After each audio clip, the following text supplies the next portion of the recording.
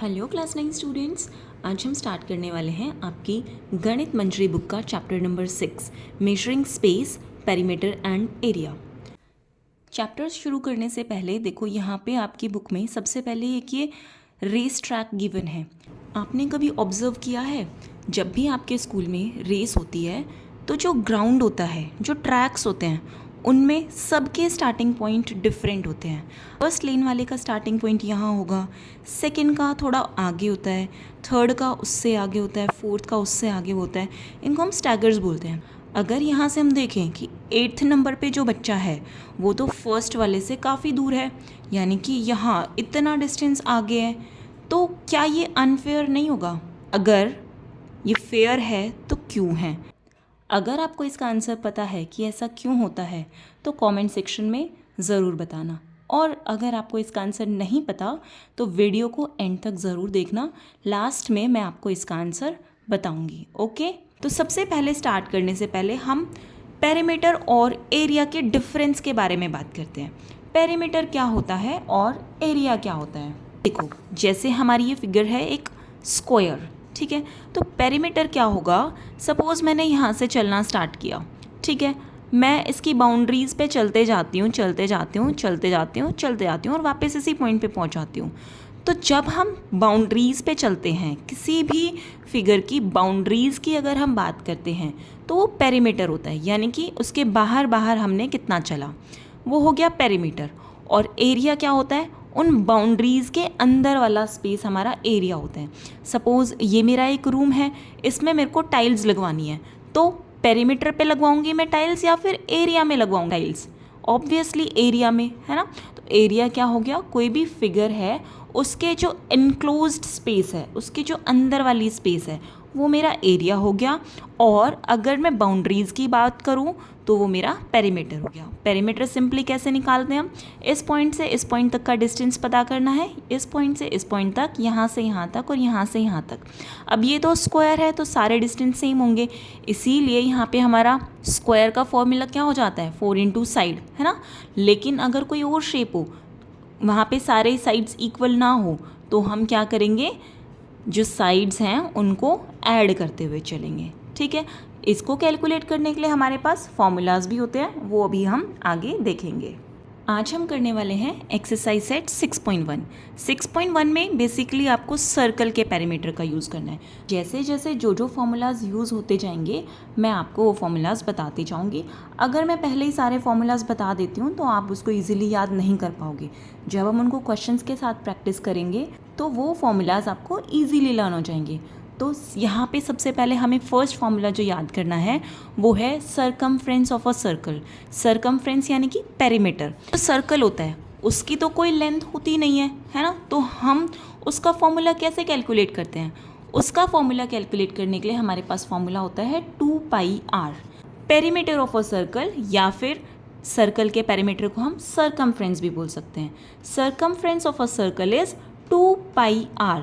यहाँ पे पाई हमारा कांस्टेंट होता है, जिसकी वैल्यू या तो हम 22/7 लेते हैं या फिर 3.14 लेते हैं, ठीक है। और आर हमारा होता है रेडियस, सर्कल का रेडियस क्वेश्चन में गिवन होगा। और पाई की वैल्यू अगर क्वेश्चन में गिवन होगी तो हमें वही लेनी है, या तो 22/7 गिवन होगी या फिर 3.14 गिवन होगी।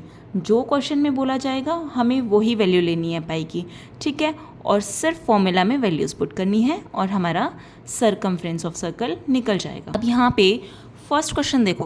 फर्स्ट क्वेश्चन में पूछा है the perimeter of a circle is 44 centimetre, what is its radius. अब फर्स्ट क्वेश्चन में हमें पेरीमीटर गिवन है 44 सेंटीमीटर है, यहाँ पे हमें रेडियस फाइंड आउट करना है। तो हमें पता है कि सर्कल के सरकमफ्रेंस का फॉर्मूला क्या होता है? 2πr। ये हमारा पेरीमीटर का फॉर्मूला होता है। सपोज़ हम पेरीमीटर को p से डिनोट कर देते हैं, तो हमारा पेरीमीटर का फॉर्मूला हो गया 2πr। पाई की वैल्यू के लिए हमें क्वेश्चन में बोला है हमें 22/7 यूज़ करना है। यहाँ पे हम पाई की वैल्यू 22/7 पुट कर देते हैं। आर हमें फाइंड आउट करना है और पेरीमीटर हमें 44 गिवन है। सारी वैल्यूज़ को हमने फॉर्मूला में पुट कर दिया। अब बस हमें इसको सिंप्लीफाई करना है। अब देखो, यहाँ ये सारी चीज़ें मल्टीप्लिकेशन में हैं, जो इधर मल्टीप्लिकेशन में है वो इधर जाके डिवीजन में हो जाता है, और जो इधर डिवीजन में है वो इधर जाके मल्टीप्लिकेशन में हो जाता है। अब देखो r तो हमें फाइंड आउट करना है, इसको हम यहीं रहने देते हैं, 44 हमारा यहीं पे रहेगा, ये 2 हमारा मल्टीप्लाई में है इधर, तो ये इधर आके डिवाइड में आ जाएगा, और ये 7 यहाँ पे डिवाइड में है तो ये ऊपर मल्टीप्लिकेशन में चला जाएगा, और 22 इधर डिवीजन में आ जाएगा। तो ऊपर वाले जितने भी नंबर्स हैं वो सारे डिवीजन में आ जाएंगे, और जो डिनोमिनेटर में नंबर्स हैं वो उधर जाके न्यूमरेटर में चले जाएंगे। ठीक है, अब बस इसको सिंप्लीफाई करो, 22 1 ज़ा 22, 22 2 ज़ा 44, 2 1 ज़ा 2, 2 1 ज़ा 2, कैंसिल आउट हो गई सारी चीज़ें। तो यहाँ से हमारी r की वैल्यू आ गई 7 सेंटीमीटर। है ना इजी, सिर्फ फॉर्मूला में हमें वैल्यूज़ को सब्सटीट्यूट करना था। Okay, now question number 2 is calculate correct to 3 significant figures the circumference of a circle with radius 7 centimetre, 10 centimetre and 12 centimetre. यहाँ पे देखो इस क्वेश्चन में हमें 3 पार्ट्स गिवन हैं, जिसमें एक का रेडियस 7 है, एक में 10 है और एक में 12 है, और हमें सर्कमफ्रेंस निकालनी है। अब ये 3 सिग्निफिकेंट फिगर्स का मतलब क्या है, जैसे अगर बाय चांस कोई प्रॉपर कैंसिल नहीं हो रहा है, इसमें से किसी का आंसर अगर डेसिमल में आता है, तो हमें डेसिमल के बाद 3 डिजिट्स तक उसको कैलकुलेट करना है। इस 3 सिग्निफिकेंट फिगर्स का मतलब ये नहीं है कि हमें इसकी फिगर्स बनानी है, इसका मतलब है कि हमें डेसिमल के बाद 3 डिजिट्स तक इसका आंसर कैलकुलेट करना है। ओके, और अगर आपके पेपर में ऐसे क्वेश्चन आए तो आपको कैलकुलेट करना है, अदरवाइज़ आपके मार्क्स वहाँ से कट हो जाएंगे। ओके, जैसा क्वेश्चन में बोले हमें वैसा ही करना है। ठीक है, और यहाँ पे हमें पाई का यूज़ करना पड़ेगा 22/7, बिकॉज यहाँ पे कुछ पाई गिवन नहीं है, तो पहले ही इन्होंने बोला है अगर पाई गिवन ना हो तो हमें पाई को 22/7 लेना है। अब देखो इस क्वेश्चन को कैसे करना है, यहाँ पे देखो हमें फर्स्ट पार्ट में रेडियस 7 सेंटीमीटर गिवन है, तो हमें पता है सर्कमफ्रेंस का फॉर्मूला क्या होता है, 2πr, है ना। यहाँ पे जो भी वैल्यूज़ हमें पता है उन्हें सब्सटीट्यूट कर देते हैं तो सर्कमफ्रेंस निकल जाएगा। सर्कमफ्रेंस कैलकुलेट करना है, इसको हम c रहने देते हैं, 2 × पाई की वैल्यू हमें यूज़ करनी है 22/7, और रेडियस हमें गिवन है 7, 7 से 7 कैंसिल हो जाएगा, तो यहाँ से हमारी सर्कमफ्रेंस आ जाएगी 22 × 2 44 सेंटीमीटर। ठीक है, इजी है ना, सिर्फ फॉर्मूला में वैल्यूज़ पुट करनी है। ऐसे ही अगर हम सेकेंड पार्ट की बात करें तो यहाँ पे हमारा रेडियस गिवन है 10 centimetre, radius is 10 centimetre. Simply क्या करना है, फॉर्मूला में वैल्यूज़ पुट करनी है, 2πr, 2 × 22/7 × r की जगह हम 10 पुट कर देंगे। 22 × 2 इज़ 44, और 10 से मल्टीप्लाई करेंगे तो 440 आ जाएगा, 440/7। अब देखो अगर हम इसको 7 से कैंसिल आउट करते हैं, 440 को 7 से कैंसिल करते हैं या डिवाइड करते हैं, तो ये कम्प्लीटली डिवाइड नहीं होता, इसका आंसर डेसिमल में आएगा। इसका आंसर हमारा अप्रॉक्सीमेटली इक्वल्स टू आएगा 62.857 सेंटीमीटर। अब क्वेश्चन में हमें बोला गया था कि 3 डेसिमल प्लेसेस तक करना है, तो 1 2 3, उसका मतलब ये था कि हमें डेसिमल के बाद 3 डिजिट्स तक इसका आंसर कैलकुलेट करना है। और यहाँ पे देखो मैंने अप्रॉक्सीमेटली इक्वल्स टू लगवाया है, इसका ये यहाँ पे इक्वल टू नहीं है, इस साइन का मतलब होता है अप्रॉक्सीमेटली इक्वल्स टू, यानी कि लगभग इसके पास हमारा आंसर आएगा। ये हमारा एग्जैक्ट आंसर नहीं है, क्योंकि ये अभी भी यहाँ पे टर्मिनेट नहीं हुआ है, इसके बाद भी ये आगे और डिवाइड हो रहा था, बट क्योंकि क्वेश्चन में हमें 3 डेसिमल प्लेसेस तक कैलकुलेट करना था, इसीलिए हमने इसको यहीं पे ही छोड़ दिया है। ओके, अब थर्ड पार्ट में क्या गिवन है, थर्ड पार्ट में radius is 12 centimetre, 12 centimetre. Simply formula में पुट करो, सर्कमफ्रेंस आ जाएगी 2 × 22/7 × 12। तो अब देखो ये भी 7 से कैंसिल नहीं हो रहा है, अब हम इन तीनों नंबर्स को मल्टीप्लाई करेंगे तो हमारा आंसर आएगा 528/7, और जब हम 528 को 7 से डिवाइड करेंगे तो हमारा आंसर अप्रॉक्सीमेटली इक्वल्स टू आएगा 75.428 सेंटीमीटर। ठीक है, सेकेंड क्वेश्चन समझ में आया? इजी था ना, सिर्फ फॉर्मूला में वैल्यूज़ पुट करनी थी, कुछ कैंसिल हो रहा है तो कैंसिल करना था, अदरवाइज 3 डेसिमल प्लेस तक हमें कैलकुलेट करना था. Okay, now question number 3 is calculate the length of the arc of a circle if the radius is 3.5 centimetre and the angle at centre is 60 degree. और second part में radius 6.3 है और angle at centre is 120. अब सबसे पहले बात करते हैं लेंथ ऑफ आर्क क्या होती है, ये एंगल कहाँ बनता है और ये रेडियस कैसे लेना है. तो देखो यहाँ पे ये एक सर्कल है, यहाँ सेंटर से अगर हम सर्कल के बाउंड्री तक कोई लाइन ड्रॉ करते हैं वो हमारा रेडियस होता है, ये हमें सबको पता है. तो एक ये भी रेडियस है और सेंटर से एक ये भी रेडियस है, 2 रेडियस हो गए हमारे पास. अब जो ये दोनों रेडियस के बीच में ये जो बाउंड्री है इसे हम बोलते हैं आर्क. तो एंगल ऑफ सेंटर होता है वो क्या होता है, जो दोनों रेडियस होती है उनके बीच का जो एंगल होता है वो हमारा एंगल ऑफ सेंटर होता है. ठीक है, आर्क क्या होती है, जो 2 रेडियस होते हैं उनसे उनके बीच का जो डिस्टेंस होता है, कर्व्ड डिस्टेंस, वो हमारा आर्क होता है. और उनके बीच में जो एंगल बनता है वो हमारा एंगल ऑफ द सेंटर होता है. ठीक है, अब क्वेश्चन में हमें गिवन है कि रेडियस 3.5 सेंटीमीटर है और ये एंगल 60 डिग्री है और हमें क्या फाइंड आउट करना है, इस आर्क की लेंथ. हमें अब पूरा सर्कमफ्रेंस नहीं फाइंड आउट करना, हमें सिर्फ ये छोटा सा पार्ट फाइंड आउट करना है. तो इसको फाइंड आउट करने के लिए हमारे पास एक फॉर्मूला होता है, length of arc is equals to 2 pi R into theta by 360 degree. अब देखो हमें पता है सर्कमफ्रेंस 2 पाई आर होती है, तो 2 पाई आर को तो ऐसे ही लिखना है. अब ये थीटा बाय 360 मतलब थीटा क्या है, जो हम ये एंगल लेंगे सेंटर पे जो क्वेश्चन में गिवन होगा वो होगा हमारा थीटा, और 360 डिग्री ये जो टोटल एंगल होता है ये हमारा 360 डिग्री होता है. तो लेंथ ऑफ आर्क हो जाएगा 2 pi R into theta by 360 degree. Easy है, याद रहेगा. क्या करना है, जो सर्कमफ्रेंस होती है उसको मल्टीप्लाई कर देना है थीटा बाय 360 डिग्री से. अब हमें क्वेश्चन में क्या क्या गिवन है, रेडियस गिवन है, रेडियस क्या गिवन है 3.5 सेंटीमीटर और थीटा कितना गिवन है 60 डिग्री. बस इन दोनों वैल्यूज़ को फॉर्मूला में पुट कर दो और पाई की वैल्यू हमें लेनी है 22/7 और आर की वैल्यू है 3.5. 3.5 को मैं लिख सकती हूँ 35/10. जब हम पॉइंट को रिमूव करते हैं तो पॉइंट के बाद जितनी डिजिट्स होती हैं उतना हम नीचे ज़ीरो लगा देते हैं 1 के साथ. जैसे यहाँ पे पॉइंट के बाद 1 डिजिट है तो जब हम इसको डेसिमल रिमूव करेंगे तो नीचे 10 लिख देंगे. अगर पॉइंट के बाद 2 डिजिट्स होती तो जब डेसिमल रिमूव करते तो यहाँ पे नीचे 100 लिख देते. ठीक है, तो मैंने यहाँ पे रेडियस को लिख दिया 35/10 और फिर मेरे को किससे मल्टीप्लाई करना है, थीटा बाय 360 डिग्री से.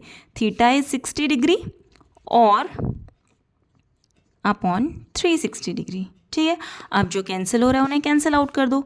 7 1 7, 7 5 35, 60 1 60, 60 6 360.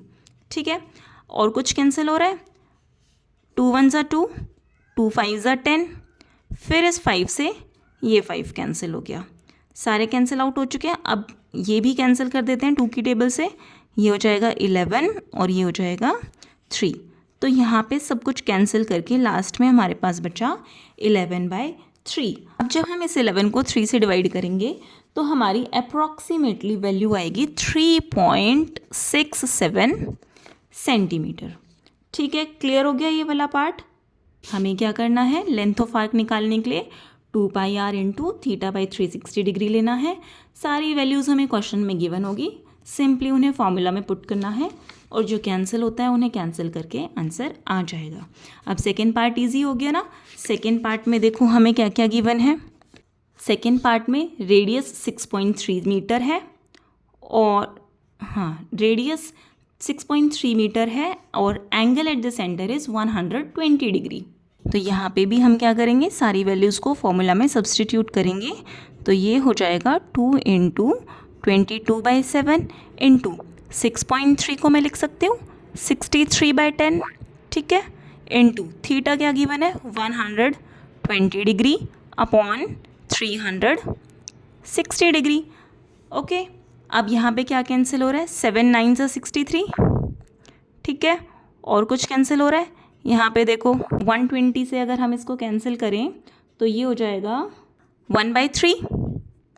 ओके, 3 1 3, 3 3 9, और कुछ कैंसिल हो रहा है। अब देखो, अब यहाँ पे इस 10 को कैंसिल मत करो, क्योंकि अगर यहाँ पे कैंसिल होके 5 से कुछ कैंसिल हो रहा होता ना तो करने में हमें इजी होती कैलकुलेशन। लेकिन अब अगर हम इस 10 को कैंसिल कर देंगे तो फिर हमें वापस से 5 से डिवाइड करना पड़ेगा। तो इसको सिंपली आप यहाँ पे मल्टीप्लाई करो, 22 × 2 × 3, तो ये हो जाएगा हमारे पास 132/10। अब देखो सिंपली मैं क्या करूँगी, यहाँ पे 132/10 आ गया, नीचे 10 है तो हमें राइट साइड से वंस प्लेस से एक डिजिट छोड़ के यहाँ पे डेसिमल लगाना है, तो यहाँ पे हमें डिवीजन नहीं करना पड़ेगा। अगर मैं यहाँ पे इसको कैंसिल कर देती तो फिर मेरे को इसको 5 से पहले डिवाइड करना पड़ता। अब कैलकुलेशन ईजी हो रही है, इसीलिए मैंने यहाँ पे कैंसिल नहीं किया, ठीक है। तो ये आपको देखना है कि आपको कैलकुलेशंस इजी कैसे बनानी है। ओके, और ये सारी चीज़ें होंगी प्रैक्टिस से, तो आपको बहुत प्रैक्टिस करनी है, ठीक है।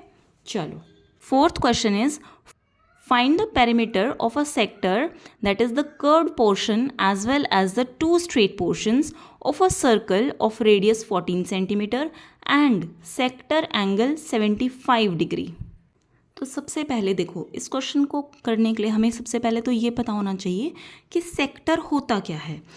तो हमने अभी लास्ट क्वेश्चन में देखा था, 2 रेडियस के बीच में जो ये वाली लेंथ होती है इसे हम लेंथ ऑफ आर्क बोलते हैं, और 2 रेडियस और लेंथ ऑफ आर्क से जो एरिया बनता है, जो शेप बनती है, उसे हम सेक्टर बोलते हैं। जैसे हमारा स्क्वायर 4 लाइन से बनता है ना, वैसे ही हमारा सेक्टर 2 रेडियस और लेंथ ऑफ आर्क को मिला के बनता है। तो यहाँ पे जो ये फिगर बनेगी, सिर्फ ये वाली, जैसे पिज्ज़ा का स्लाइस हम लेते हैं ना, तो वो स्लाइस क्या होता है, हमारा सेक्टर, ठीक है। समझ में आया। अब पेरीमीटर फाइंड आउट करना है हमें इसका। तो पेरीमीटर फाइंड करने के लिए हम क्या करते हैं, सिंपली जो सारी साइड्स हैं उनको ऐड करते हैं। तो यहाँ पे देखो, हमें दोनों रेडियस पता है क्या है, 14 सेंटीमीटर 14 सेंटीमीटर, लेकिन हमें ये वाली साइड नहीं पता। अगर हमें इसका पेरीमीटर फाइंड करना है इस सेक्टर का, तो हमें ये तीनों चीज़ें पता होनी चाहिए। लेकिन अभी हमने लास्ट क्वेश्चन में पढ़ा था कि लेंथ ऑफ आर्क कैसे निकालते हैं। तो अगर मैं इस लेंथ ऑफ आर्क को निकाल दूँ तो फिर मैं इसका पेरीमीटर इजीली फाइंड आउट कर पाऊंगी, बस इन तीनों को ऐड करना पड़ेगा। तो सबसे पहले हमें इस क्वेश्चन में length of arc find out करनी पड़ेगी। तो लेंथ ऑफ आर्क का फॉर्मूला क्या होता है, जल्दी से कमेंट में बताओ मुझे, I am waiting for you guys. Okay, time up. अब देखो, तो अगर आपको फॉर्मूला याद था तो वेरी गुड, अगर नहीं था तो फॉर्मूला हम दोबारा से रिवाइज करते हैं। क्या होता है लेंथ ऑफ आर्क का फॉर्मूला, 2πr × θ/360 डिग्री, ठीक है। पेरीमीटर फाइंड आउट करने के लिए मेरे को चाहिए length of arc plus 2 radius, ठीक है। तो ये पहले मैंने लिखा, पेरीमीटर फाइंड करने के लिए मेरे को दोनों रेडियस की लेंथ पता होनी चाहिए और इस लेंथ ऑफ आर्क का पता होना चाहिए। अब लेंथ ऑफ आर्क में इस फॉर्मूला से फाइंड आउट कर लूँगी। सिंपली यहाँ पे सारी वैल्यूज़ पुट कर दो। यहाँ पे देखो 2 × पाई की वैल्यू हो जाएगी 22/7 × रेडियस हमें कितना गिवन है क्वेश्चन में, रेडियस इज 14 सेंटीमीटर और थीटा क्या गिवन है 75 डिग्री अपॉन 360 डिग्री। 7 1 7, 7 2 14। बस क्या करना है आपको, इसे सिंप्लीफाई करना है, ठीक है। तो जब आप इसको कैंसिल आउट करोगे तो ये बचेगा, फिर ये बनेगा 5/24। बस, और कुछ कैंसिल हो रहा है यहाँ से इसको कैंसिल कर देते हैं। 2 1 2, 12 पे चला गया, फिर 2 से कैंसिल करेंगे 6 पे गया, ये 11, ये 3। बस, और कुछ कैंसिल नहीं हो रहा। तो L की वैल्यू आ जाएगी 55/3, ठीक है। इसको हम ऐसे ही रहने देते हैं। अब हमें क्या फाइंड आउट करना है, पेरीमीटर। पेरीमीटर क्या होगा, 55/3 प्लस 14 + 14, यानी कि 2 × 14 विच इज़ इक्वल्स टू 55/3 + 28। अब क्या करना है मुझे, यहाँ पे एलसीएम लेना है। एलसीएम 3 आएगा, 55 प्लस, अब देखो, अगर किसी बच्चे को एलसीएम नहीं लेना आता है तो यहाँ पे देखो हम कैसे लेते हैं एलसीएम। यहाँ पे इसके नीचे कुछ भी नहीं है, इट मीन्स इसके नीचे 1 है, तो जब इन दोनों का एलसीएम लेंगे तो 3 आएगा। ठीक है, अब यहाँ पे देखो 3 की टेबल में 3 कब आता है, 1 जा पे, तो ये तो एज इट इज़ रहेगा। अब यहाँ पे कुछ भी नहीं है, 1 है, तो यानी कि 1 की टेबल में 3 कब आता है, 3 जा पे, तो हम इस नंबर को 3 से मल्टीप्लाई करेंगे, तो 28 इंटू 3 क्या हो जाएगा, 84। ठीक है, विच इज़ इक्वल्स टू 139/3। अब जब हम इन दोनों को डिवाइड करेंगे तो हमारा पेरीमीटर आ जाएगा अप्रॉक्सीमेटली इक्वल्स टू 46.33 सेंटीमीटर। ठीक है, समझ में आया ये क्वेश्चन कैसे करना है, हमें पेरीमीटर कैसे फाइंड आउट करना है। हमें पेरीमीटर फाइंड करने के लिए किसी भी शेप की सारी साइड्स पता होनी चाहिए। अब हमें 2 साइड्स तो पता थी इस सेक्टर की, बट ये नहीं पता था, लेकिन इसको निकालने के लिए क्वेश्चन में हमें थीटा गिवन था, तो हमने सिंपली पहले इस लेंथ को निकाला और फिर हमने पेरीमीटर फाइंड आउट किया। ठीक है, आई होप आपको ये सारी चीज़ें यहाँ तक समझ में आ गई होगी। अब हम बात करते हैं अपने रेस ट्रैक वाले क्वेश्चन की। देखो यहाँ पे क्या होता है, जो हमारा प्लेग्राउंड होता है वो सर्कल शेप में होता है ना। जैसे जैसे हम सेंटर से, ये सेंटर है सपोज़ यहाँ से ये रेडियस होता है, ठीक है, तो रेडियस की लेंथ यहाँ तक डिफरेंट होगी। सपोज़ यहाँ तक हमारा मान लेते हैं कि ये 30 मीटर है, ठीक है, तो ये 1 मीटर का अगर हम माने तो ये 31 मीटर, फिर 32, 33, 34, 35, 36, 37, 38। अगर हम सबको सेम पॉइंट से दौड़ाएंगे तो जो लास्ट वाली लेन में बच्चा होगा उसके लिए तो ये डिस्टेंस बढ़ जाएगा ना, उसको तो बहुत बड़ा राउंड कवर करना पड़ेगा।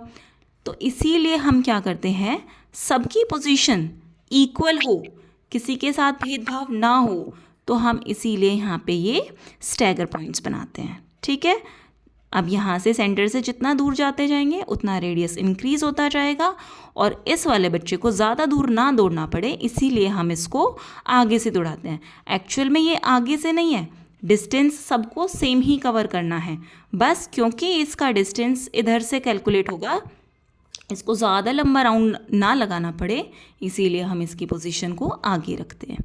ठीक है, ये सारी चीज़ें समझ में आई आपको। फर्स्ट 4 क्वेश्चंस भी समझ में आए होंगे आई होप इस एक्सरसाइज के। आगे के क्वेश्चन हम नेक्स्ट वीडियो में करेंगे। अगर आपको अभी तक जो पढ़ाया है सब समझ में आ रहा है और आगे भी आप ऐसे ही इंटरेस्टिंग वे में पढ़ना चाहते हैं तो इस चैनल को सब्सक्राइब करके नोटिफिकेशंस ज़रूर से ऑन कर लेना, बिकॉज हो सकता है अगर आप चैनल को सब्सक्राइब ना करो और नोटिफिकेशंस ऑन ना करो तो यूट्यूब इस चैनल को आपको दोबारा रिकमेंड ना करें। तो सब्सक्राइब करना मत भूलना और अपने दोस्तों के साथ शेयर करना मत भूलना। Thank you, see you in the next video, bye.